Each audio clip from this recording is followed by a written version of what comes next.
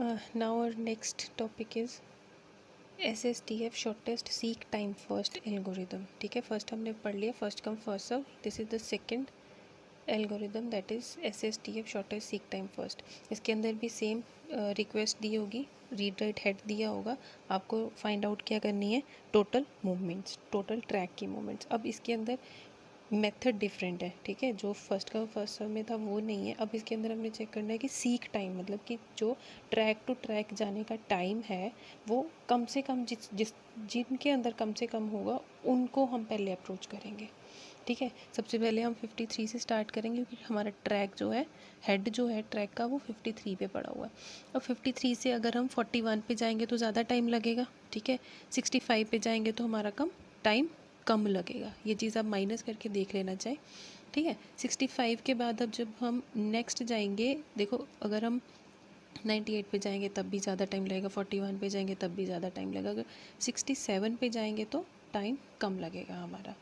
ठीक है, उसके बाद कैलकुलेट करके देखना कि 67 से 98 पे जाएंगे तो कितना टाइम लगेगा और 41 पे जाएंगे तो कितना टाइम लगेगा. जब माइनस करेंगे तो हमारे पास 41 जो है उस पर जाने पे टाइम हमारे पास कम लगेगा, तो हम जाएंगे 41 के ऊपर.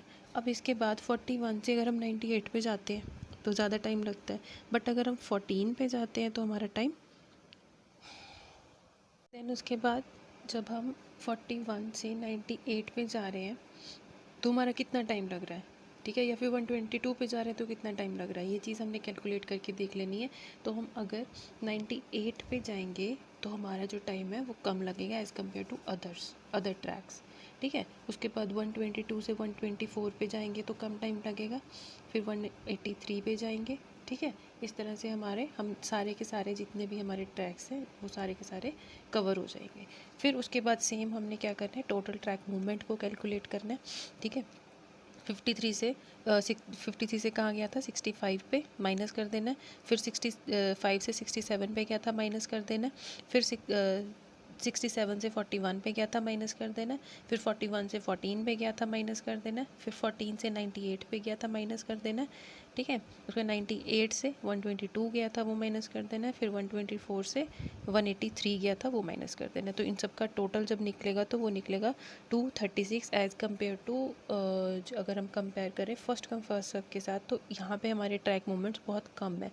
तो हमारा ये एल्गोरिदम जो है एफिशिएंट एल्गोरिदम है, efficient algo as compared to FCFS. Thank you.